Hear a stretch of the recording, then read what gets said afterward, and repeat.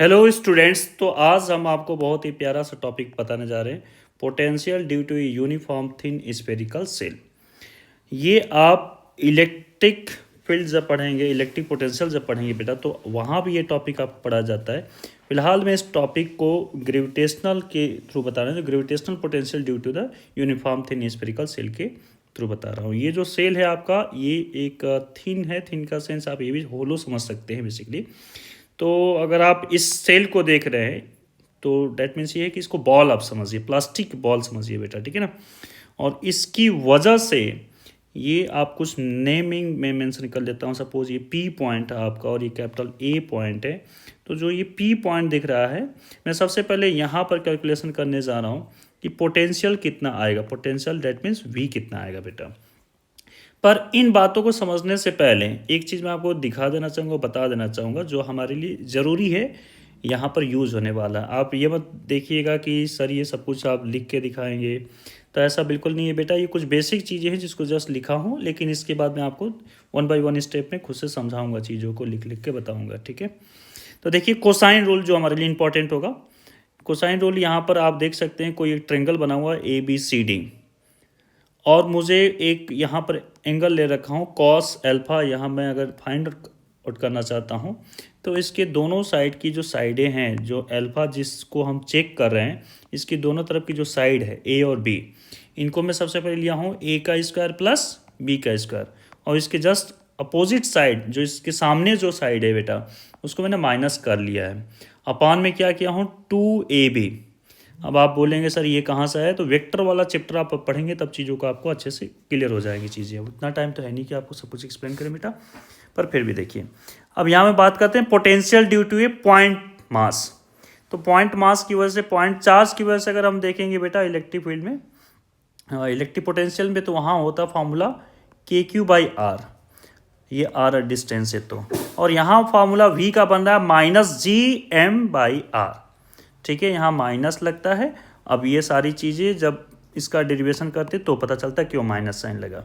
इसी तरह से potential due to a uniform ring at a point on its axis, तो उस पर अगर हम देख रहे हैं तो यहाँ पर देखिए Z को बस पकड़ के रखिएगा आपकी, क्योंकि फॉर्मूला बिल्कुल सेम आने वाला है।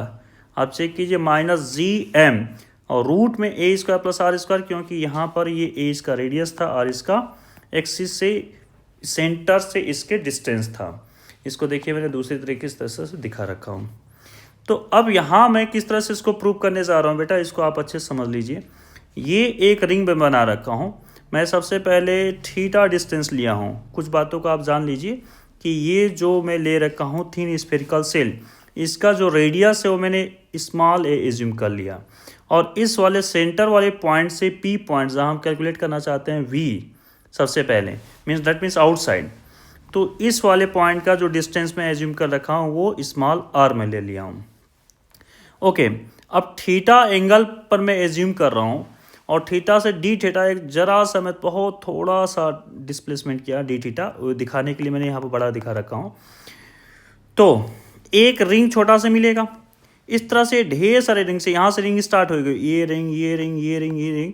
अगर छोटे छोटे छोटे फिर बड़े साइज करते जाए करते जाए करते जाए, तो सबसे बड़ा रिंग यहाँ सेंटर मिलेगा, फिर छोटे रिंग होते जाएंगे, छोटे रिंग, और ये इस तरह से रिंग से पूरा कंप्लीट हो जाएगा। डैट मीन्स थीटा जो आपका मूव करेगा बेटा, वो मूव करेगा 0 to 2π। आप कीजिएगा 0 to 2π नहीं होगा, 0 to π होगा, 0 से π, ठीक है, 0 से π। एक सेकेंड बेटा, 0 से π है ना, π मीन्स 180 डिग्री। तो ये आपका कंप्लीट थीटा मिल जाएगा। अब मुझे निकालना है V, तो मैं V इसको अगर एक रिंग की तरह सोचूं, तो एक रिंग पर आप देख सकते थे कि जो आपका यहाँ से जो डिस्टेंस हम एज्यूम कर रहे थे Z, इसकी वजह से आया था, तो मैं यहाँ dV लिखूंगा। dV क्यों लिखूंगा, क्योंकि ये तो बहुत सारे रिंग से बना हुआ है।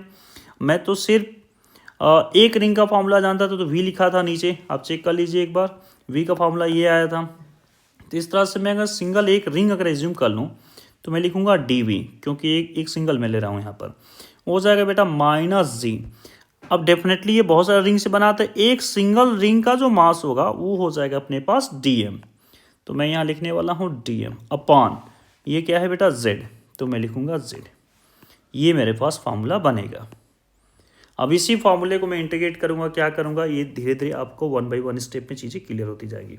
सबसे पहला जो मेरा काम यहाँ होगा वो होगा डीएम की वैल्यू को कैलकुलेट कर लेना, क्योंकि बिना डीएम की वैल्यू को हम इसको कैलकुलेशन नहीं कर पाएंगे। So first of all we have to calculate DM.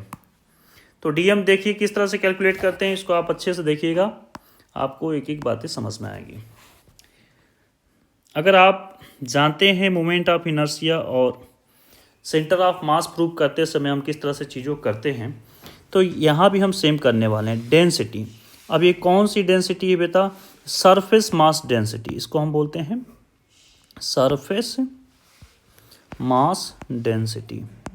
Suppose ये बॉल अगर प्लास्टिक की है, एज्यूम कर लेते हैं, तो क्या पूरे आप रिंग को कट कर रहे हैं तो क्या सभी ही प्लास्टिक होंगी, इसमें तो कोई शक होना नहीं चाहिए।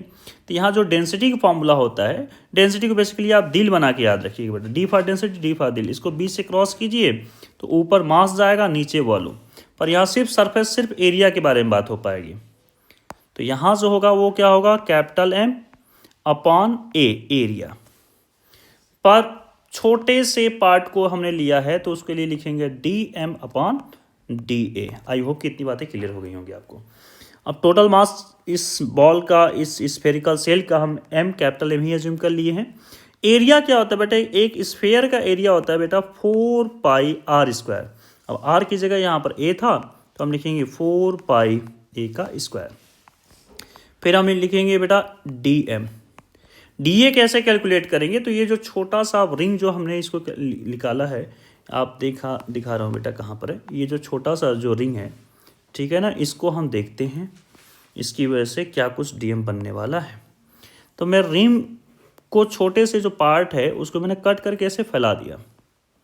जब मैं इसको इस तरह से फैलाऊंगा तो इसका ये जो विड्थ आ रहा था वो आ रहा था ए डी थीटा, ठीक है ना, वो आर्क लेंथ में हम कैलकुलेट कर सकते हैं। अगर आप चाहें तो यहाँ देख सकते हैं बेटा, थीटा का जो फॉर्मूला होता है वो होता है बेटा आर्क लेंथ अपॉन रेडियस। तो यहाँ से आप देखिए रेडियस से मल्टीप्लाई हो जाएगा, तो रेडियस यहाँ पर ए था, तो ये यहाँ पर रेडियस ए था बेटा, तो इसकी वजह से हो जाएगा ए थीटा, किसका, आर्क लेंथ, तो ये छोटा सा था आर्क लेंथ, उसी आर्क लेंथ को मैं ए डी थीटा यहाँ लिख रखा हूँ। चलिए आई होप कितनी बातें क्लियर हो गई होंगी। अब इसका ये जो सरकमफ्रेंस है ये इसकी लेंथ बन जाएगी, ये टोटल इसका सरकमफ्रेंस, ये इसकी क्या बनेगी बेटा, लेंथ बनेगी। अब सरकमफ्रेंस में बच्चे कंफ्यूज हो जाते हैं, उसको बता देता हूँ। देखिए इस वाले पार्ट का जो रेडियस था वो रेडियस था बेटा ए साइन थीटा, कितना था बेटा, ए साइन थीटा। अब ये सारी बातें पता होंगी बेटा, अगर ये ए है तो ए के दो कंपोनेंट, इस साइड आप देखेंगे वर्टिकल कंपोनेंट, ये जाएगा ए साइन थीटा, और इस साइड आप देखते हैं तो ये जाता है ए कॉस थीटा। तो मुझे तो ये वर्टिकल वाला कंपोनेंट चाहिए, वही वर्टिकल कंपोनेंट ए साइन थीटा है। तो ये ए साइन थीटा इसका रेडियस है, और फॉर्मूला क्या होता है 2 पाई ए, है ना, ए बोलें या फिर रेडियस बोलें, 2 पाई आर बोल सकते हैं, आप कुछ भी बोल सकते हैं। तो यहाँ मैं उसके अकॉर्डिंग लिखने वाला हूँ। क्या लिखूँगा बेटा, 2 पाई ए, पर साइन थीटा भी था तो हम यहाँ लिखेंगे 2 pi sine theta. I hope कि ये बातें क्लियर हो गई होंगी कि एक जो सर्कल होता है, एक सर्कल का जो सरकमफ्रेंस होता है बेटा वो कितना होता है 2 पाई, अगर रेडियस आर है तो आर कर लेते हैं। तो एज इट इज़ मैंने इसको लिखा ए साइन थीटा, इसका रेडियस था तो हमने कर लिया 2 पाई ए साइन थीटा। अब इसकी एरिया डी ए को मैं कैलकुलेट करूंगा बेटा, डी हमारे पास कितना आ जाएगा, तो आ जाएगा 2 pi a sine theta into a d theta. अब आपको पता चल होगा एल इंटू बी से मैं इसको कैलकुलेट कर रहा हूँ, तो ये हो जाएगा 2 pi a square sine theta into d theta. I hope कि इतनी बातें क्लियर हो गई होंगी। तो यहाँ जो एरिया आ रहा है वो आ रहा है मेरे पास 2 pi a square sine theta into d theta. ठीक है बेटा, चलिए अब आगे देखते हैं बेटा, कुछ चीज़ें जो कटेंगी उसको कैंसिल आउट कर लेते हैं। 4 पाई से ये 2 पाई कैंसिल होकर यहाँ बचेगा 2, ए स्क्वायर से ए स्क्वायर कैंसिल आउट हो जाएगा। अब यहाँ साइन थीटा डी थीटा बच गया, मैं इसको इस साइड लेके जाऊँगा, डेट मीन्स ये हो जाएगा मेरे पास, देखते रहिएगा बेटा एक मिनट, इसको मैं हटा लेता हूँ अभी। देखिएगा बेटा ये मैं लिख सकता हूँ एम, ये ऊपर चला जाएगा बेटा sign theta d theta upon 2। Okay, तो m/2 sign theta d theta, ये किसके इक्वल आ गया बेटा? dm के इक्वल आ गया। तो ये dm के प्लेस पर ये हमारे पास कुछ चीज़ें निकल के आई हैं, उसको हम चेक कर सकते हैं हमारे पास क्या आया है। अब साइन थीटा डी थीटा के प्लेस पर भी कुछ चीज़ें निकल के आ सकती हैं, जिससे जेड को क्यों, अब हम ऐसा क्यों करने जा रहे हैं, कोई भी डेरिवेशन कैसे करते हैं बेटा, एक चीज़ हमेशा याद रखिएगा, आपको मैं बता देता हूँ। किसी भी डेरिवेशन करने से पहले देखिए यहाँ पर जो वेरिएबल आई है ना, वो थीटा के टर्म में वेरिएबल आ रखी है, ठीक है। अब इसको देखिए ज़रा, यहाँ पर क्या लिखा है? जेड लिखा है। तो फिर अगर आपको या तो जेड को थीटा के टर्म में कन्वर्ट कर लीजिए, या साइन थीटा और डी थीटा इनको कैंसिल आउट करके आप जेड के टर्म में कर लीजिए, क्योंकि एनी हाउ मुझे इन वेरिएबल्स को हटाना होता है। और जितने भी मेरे पास नोन है, जैसे ए रेडियस नोन था बेटा, यहाँ से यहाँ इसका जो डिस्टेंस था फिक्स था आर, तो मुझे इनके ही टर्म में करना पड़ेगा चीज़ों को, ठीक है। तो अब जो हमारे पास चैलेंज आता है उसको मैं बता रहा हूँ। अगर आप इस वाले पॉइंट का देखिए, इसको मैं नेमिंग कर लेता हूँ, चलिए इसका नाम ओ कर लिया। तो आप ट्रेंगल देख रहे हैं बेटा ओ ए पी, आपको ये ट्रेंगल दिख रहा होगा ओ ए पी। इस वाले ट्रेंगल को आप गौर से देखिए, इस वाले ट्रेंगल में आपको यहाँ थीटा नज़र आ रहा होगा। थीटा के सामने जो साइड है वो आपके पास जेड है, ठीक है, और ये वाली साइड आपके पास ए है, और ये वाली साइड आपके पास आर है। मैं इसको अलग से बनाकर यहाँ पर कुछ बातों का समझा रहा हूँ, आप देखते रहिएगा अच्छे से। चलिए देखिए बेटा, आप अच्छे से देखिए, बहुत ही ईजिली आपको कॉन्सेप्ट क्लियर हो जाएगा क्या होने वाला है इसमें। ये आपके पास जो बनेगा बेटा वो कितना हो जाएगा? थीटा, ये हो जाएगा थीटा। चलिए ये कितना था बेटा? ये था मेरे पास ए। ये कितना था बेटा मेरे पास? तो ये मेरे पास था आर। ये कितना था बेटा? जेड। तो जैसा मैंने कोसाइन का फॉर्मूला बताया था, याद कीजिए, कॉस थीटा का फॉर्मूला मेरे पास बना था। ये थीटा के साथ में जो दो साइडेज आ रही हैं, ये हम लिखेंगे a square plus r square minus z square upon 2AR। Okay बेटा, आई होप कि इतनी बातें क्लियर हो गई होंगी। तो यहाँ से मैं इसको थोड़ा और अच्छे से लिखूँ तो मैं जेड स्क्वायर इक्वल लिख सकता हूँ। चलिए पहले डायरेक्ट लिखेंगे, शायद कन्फ्यूज आप हो सकते हैं, मैं 1 बाय 1 स्टेप में कर लेता हूँ। इसको क्रॉस मल्टीप्लिकेशन पहले करते हैं, तो आ जाएगा 2AR cos theta equal a square plus r square minus z square. I hope कि इतनी बातें क्लियर हो गई होंगी। चलिए अब आगे बढ़ते हैं बेटा। तो यहाँ से मैं सिर्फ जेड स्क्वायर फाइंड आउट करना चाहता हूँ। तो जेड स्क्वायर फाइंड करने के लिए इस जेड को मैं इधर ट्रांसपोज कर लूँगा और इस वाले पार्ट को इधर कर लेता हूँ। तो ये मेरे पास दिखाई देगा कुछ ऐसा, z square equal a square plus r square minus 2AR cos theta. मुझे ना थीटा को हटाना, तो देखिए कैसे हटेगा। मैं एक काम करता हूँ बेटा, इस पूरे इक्वेशन में इसको इक्वेशन 1 लेट कर लेते हैं, हम डिफरेंशिएट कर लेते हैं थीटा के रिस्पेक्ट में।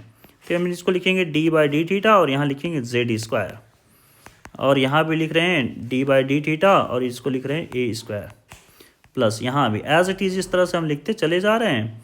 और आप देखते रहिएगा मैं किस तरह से सॉल्यूशन करने वाला हूँ इसका। Okay, 2AR cos theta. देखिए अब देखने वाली बात यह है बेटा कि आपके पास ये जो ए स्क्वायर है और ये जो आर स्क्वायर, ये दोनों जीरो बन जाएगा। क्यों जीरो बनेगा? क्योंकि ए भी एक कांस्टेंट नंबर था, क्योंकि रेडियस तो फिक्स होता है, और आर भी सेंटर जिस पॉइंट पर आप फाइंड आउट करने जा रहे हो वो भी कांस्टेंट है। तो किसी भी कांस्टेंट का जो डिफरेंशिएशन होता है वो होता है आपका जीरो। अब बात करते हैं जेड को। जेड में एक्चुअली थीटा छिपा बैठा हुआ है, तो ये कांस्टेंट मत इसको ट्रीट कर लीजिएगा। और आप देखिए जेड हमें वेरिएबल क्वांटिटी है, जेड ऐसा कोई फिक्स नहीं है। क्यों वेरिएबल बेटा? क्योंकि आप यहाँ ए पॉइंट से पी पॉइंट पर दे रहे हैं जेड। अब इसको थोड़ा सा मैं यहाँ से ले लेता तो जेड फिर यहाँ से काउंट होने लगता, जेड यहाँ से लेता तो जेड यहाँ से, तो जेड हमें हर पॉइंट पर देखिए जेड चेंज होते जा रहा है। तो जेड एक वेरिएबल है जिसके अंदर थीटा भी छिपा बैठा हुआ है, तो हम इस जेड को कभी जीरो नहीं कर सकते हैं। तो इसके लिए हमारे पास कुछ कैलकुलेशन करनी पड़ेगी। तो कैसे करेंगे? तो यहाँ पर हम चेन रूल यूज करेंगे। अब ये जेड है तो इसके लिए डी जेड और डी जेड ऊपर नीचे मल्टीप्लिकेशन कर लेते हैं बेटा, ठीक है। तो अब मैं इसको करूँगा डी जेड और ये हो जाएगा, मैं एक्चुअली चेन रूल ही लगा रहा हूँ पर मैं इजी लैंग्वेज में आपको एक्सप्लेन कर रहा हूँ कि किस तरह से इस चीज़ों को कर सकते हैं। ये हो जाएगा D Z upon D theta, ठीक है। ये तो जीरो हो गए। अच्छा, इसका देखेंगे 2AR, ये कांस्टेंट, इसको हम बाहर कर लेते हैं 2AR, और कॉस थीटा का डिफरेंशिएशन होता है माइनस साइन थीटा, तो ये आपका हो जाएगा साइन थीटा। अच्छा, यहाँ पर बच गया आपका जेड स्क्वायर, तो जेड स्क्वायर का क्या हो जाएगा बेटा 2Z, और ये डी थीटा को उधर आप भेज दें, तो ये 2ZDZ इक्वल आपका आ जाएगा 2AR साइन थीटा, और डी थीटा इधर चला है। चलिए बहुत अच्छा, कुछ बातें यहाँ पर कैंसिल होंगी तो उसको कट कर लीजिए। अब आपको नज़र आ रहा होगा बेटा साइन थीटा डी थीटा, और ये आ गया ZDZ अपॉन AR। अब देखिए कितनी अच्छी बातें हो गई। ये इतनी मेहनत मैंने क्यों किया, क्योंकि यहाँ जो मैं इक्वेशन लिख रहा था, ये देखिए यहाँ पर क्या था बेटा साइन थीटा डी थीटा, इसको मैं रिमूव कर सकता हूँ साइन थीटा डी थीटा, और इसकी प्लेस पर अब मेरे पास आ जाएगा, मैं डीएम की प्लेस पर मैं वैल्यू रखता हूँ डीएम, पहले लिख लेता हूँ डीएम, है ना। चलिए पहले मैं डीएम कर लेता हूँ, डीएम इक्वल आया था मेरे पास m sine theta d theta, m/2 था बेसिकली। सो m/2 तो एज इट इज रहेगा, मास तो फिक्स है, मास में कोई हमको प्रॉब्लम भी नहीं है, मुझे सिर्फ प्रॉब्लम थी साइन थीटा डी थीटा को, मतलब थीटा को रिमूव करना था, तो इसकी प्लेस पर आ गया ZDZ अपॉन AR। ये किसकी वैल्यू आ गई, DM की वैल्यू आ गई। अभी काम कंप्लीट हुआ नहीं बेटा, क्योंकि अभी मुझे निकालना था DV का फॉर्मूला क्या था याद कीजिए, तो ये मेरे पास था ZDM अपॉन यहाँ पर Z था। चलिए वैल्यू पुट कीजिए, तो -G, DM के प्लेस पे क्या पुट करेंगे, capital M/2 ZDZ upon AR, और नीचे था Z। तो अब आप देख सकते हैं इस इक्वेशन में कि Z से Z क्या हो जाएगा, आपका कैंसिल आउट हो जाएगा। चलिए तो बहुत अच्छा हुआ कि ये सर कैंसिल हो गया, -GM अपॉन 2AR। अब गौर से आप देखिए बेटा, अच्छे से आप देखिए, जी भी आपका एक कांस्टेंट क्वांटिटी है, एम भी कांस्टेंट है, 2 भी कांस्टेंट है, ए भी कांस्टेंट है, आर भी कांस्टेंट है, सिर्फ और सिर्फ वेरिएबल कौन बचा, DZ। और यहाँ पर मैं अगर दोनों को इंटीग्रेट कर लूँ, दोनों तरफ इंटीग्रेट कर लूँ, तो कहीं ना कहीं मेरे पास रिलेशन आ जाएगा। पर यहाँ प्रॉब्लम है कि Z के फॉर्म में यहाँ पर लिमिट रखनी पड़ेगी। तो Z के फॉर्म में लिमिट कैसे बनेगी, तो हमने ये एक इक्वेशन लिया था अभी Z square equal A square plus R square minus 2AR। देखिए मैं इसी तरह से इसका लिमिट बनाऊंगा, कैसे बना रहा हूँ, चलिए मैं इसको साइड में ही करके दिखा देता हूँ आपको, यहीं पर दिखाता हूँ बेटा, ठीक है, कितने अच्छे से समझ में आ जाएगा। ये कोई भी जो डेरिवेशन होता है ईजी होता है बेटा, थोड़ा उसको समझना पड़ता है। तो ये हो जाएगा Z स्क्वायर, ये हो जाएगा बेटा A स्क्वायर, ये हो जाएगा बेटा R स्क्वायर, फिर हमारे पास था -2AR कॉस थीटा, याद कीजिए यही था। चलिए रखना स्टार्ट करते हैं बेटा। सबसे पहले थीटा हमें जो पता था, थीटा की वैल्यू अगर मैं 0 रखता हूँ, क्योंकि 0 से पाई तक गया था, घुमा था, तो Z कितनी आ रही है यहीं से चेक कर लेते हैं। Z स्क्वायर कल आ जाएगा A square plus R square minus 2AR, क्योंकि कॉस 0 की वैल्यू होती है 1, कॉस 0 की वैल्यू कितनी होती है 1, तो ये आ जाएगा ये। तो अब यहाँ पर हम लिख सकते हैं R माइनस A का होल स्क्वायर, क्योंकि A माइनस B का अगर आप देखेंगे ना A square plus B square minus 2AB, तो उस टाइप में कुछ बन रहा है। अब कुछ बच्चों के मन में डाउट होगा कि सर यहाँ पर A माइनस R क्यों नहीं लिखेंगे, R माइनस A ही क्यों लिख दिए, क्योंकि बेटा आपका आप इस वाले चीज़ को देखिए तो R यहाँ पर ग्रेटर है बेटा, ज़्यादा R है, और छोटा कौन है A है, तो इसलिए R माइनस A ही जाएगा, ठीक है। आई होप कि आपको डाउट नहीं रह जाना चाहिए। ए स्क्वायर अपना हट जाएगा, तो Z की जो वैल्यू आ रही है वो आ रही है R माइनस A, किस वैल्यू पर, जब थीटा कितना था 0 था। अब इफ़ दूसरी कंडीशन जब थीटा कितनी होगी बेटा 180, तब अगेन इस फॉर्मूले में चेक कीजिए, Z स्क्वायर इक्वल हो जाएगा A square plus R square minus 2AR cos theta.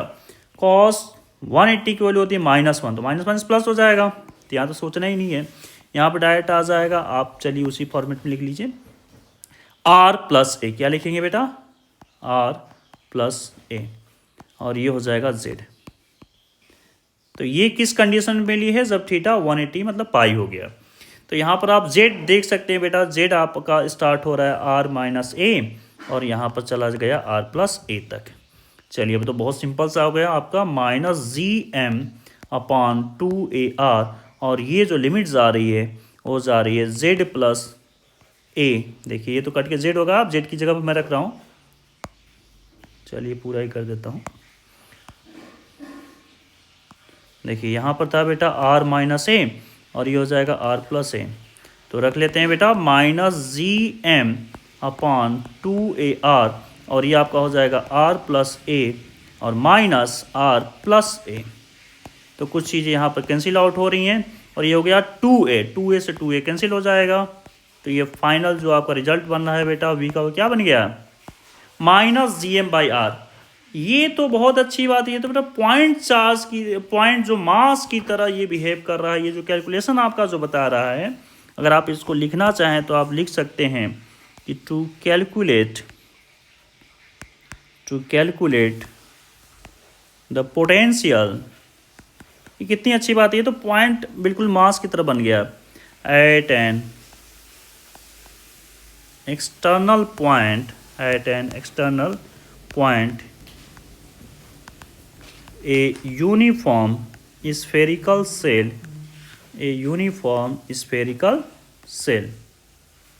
Okay, may be, आप बोल सकते हैं इसको, may be treated as a point particle of equal mass placed at its centre. तो इसको आप पॉइंट मास की तरह ट्रीट कर सकते हैं। ये जो बात हम कर रहे थे बेटा, ये केस 1 था, जो हम पी को आउटसाइड ऑफ द सेल रखे थे, जो हमने ये फॉर्मूला निकाला, ये हमारा जो केस 1 इसको आप बोल सकते हैं। जो पी कहाँ था बेटा, P is outside of the shell. P कहाँ था बेटा, सेल के बाहर था। लेकिन अगर मैं दूसरी कंडीशन फाइंड आउट करना चाहूँ और उसी सेल को अब अंदर में ले लूँ बेटा, अब घबराइए मत, अब उतना हमको डेरिवेशन नहीं करना, बहुत छोटा सा जाएगा। P is inside the shell. अब P को हम कहाँ ले रहे हैं, इनसाइड द सेल। अगर P को कर लेते हैं तो जरा गौर से देखिए बेटा, हमारे पास फॉर्मूला वही रहेगा। क्या था formula, minus G M by 2ar। जो चीज़ें बदलेंगी वो क्या बदलेंगी, वो सिर्फ वो उसको सुन लीजिए आप। यहाँ पर जो a हम लिखे थे, यहाँ पर क्या लिखे थे भी बता रहा हूँ, ये a माइनस आर और ये a प्लस आर। गौर से ज़रा देखिएगा बेटा, ये आपका सेल था, अच्छे से देखिएगा, ये सेल था आपका। अब हम इन साइड ले रहे हैं r और ये देखिए ये आपका a था। तो अब अगर आप देखा जाए, पहले वहाँ पर r माइनस a मैंने लिखा, तब यहाँ क्या लिख रहा हूँ, a माइनस आर, क्योंकि अब कौन बड़ा हो गया, अब तो a बड़ा हो गया है। तो अब यहाँ पर मैं सिंपली इसको लिख सकता हूँ minus G M by 2ar और इसको लिखेंगे a plus r minus a plus r.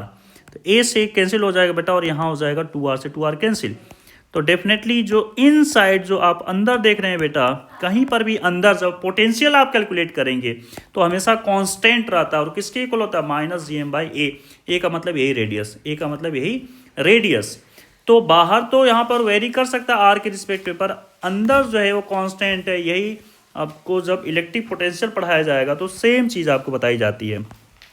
तो हम यहाँ लिख सकते हैं बेटा कि दिस डज नॉट डिपेंड, ये किस पर डिपेंड नहीं करता, this does not depend okay on r पर डिपेंड नहीं करता। तो एक अगर इसका ग्राफ प्लॉट किया जाए बेटा आर के रिस्पेक्ट में, तो यहाँ पर जो ग्राफ प्लॉट होगा आप देख सकते हैं कि ये आपका जो ए था, जो रेडियस था, यहाँ तक तो सेम ही जाएगा।